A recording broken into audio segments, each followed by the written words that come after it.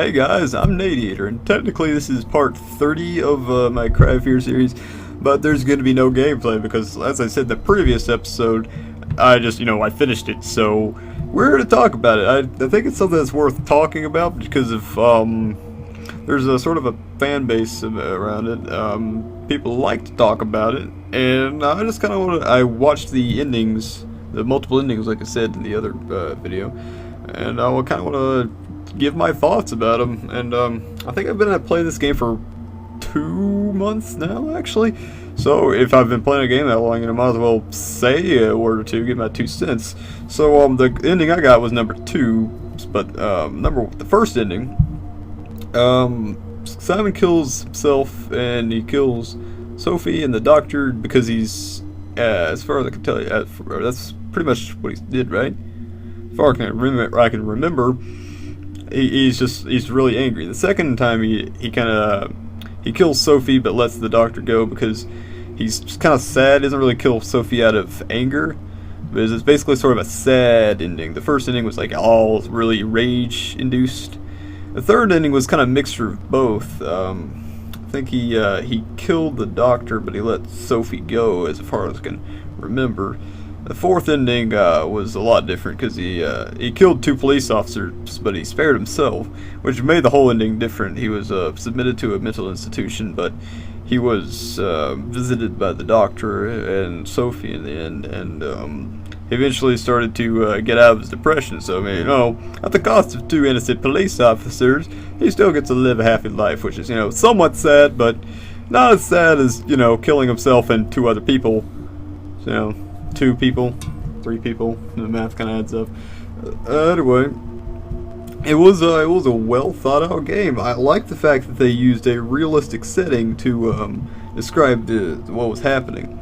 Now, as far as the theory or the running plot for what I've heard, the whole story from the point when Simon gets hit by the car is the story that he's writing into his book, and the outcome of his book just kind of decides his mood at the time. Like, everything was representative of something that happened in his life. Of course, we don't exactly get to compare it to his actual life, so it's really hard to translate. The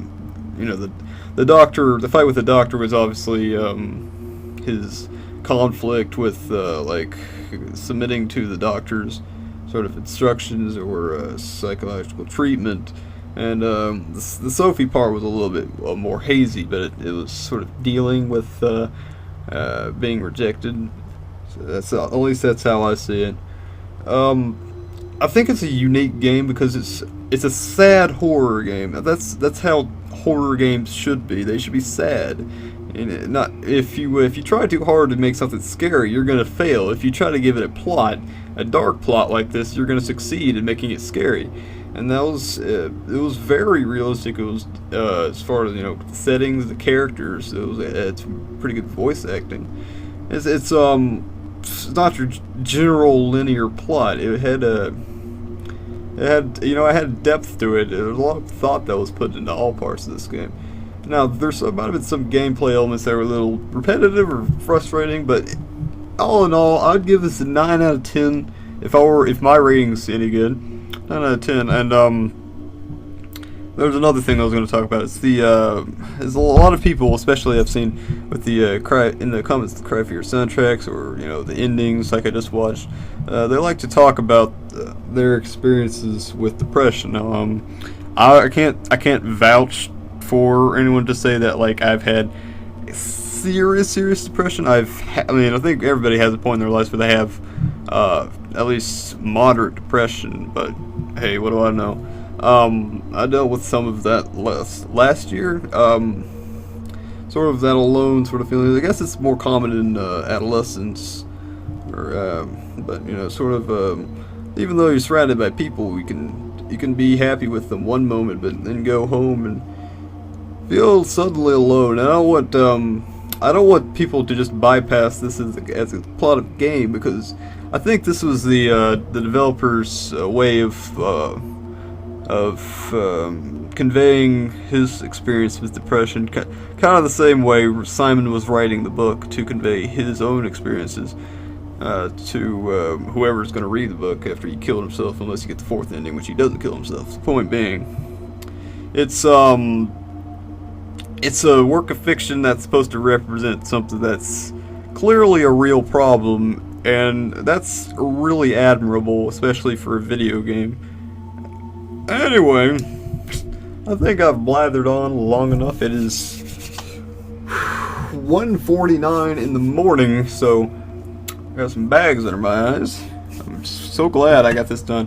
You know, it's been an entire month since the last episode, and I've only did 2 videos for the day. Oh well. At least I finished up this game.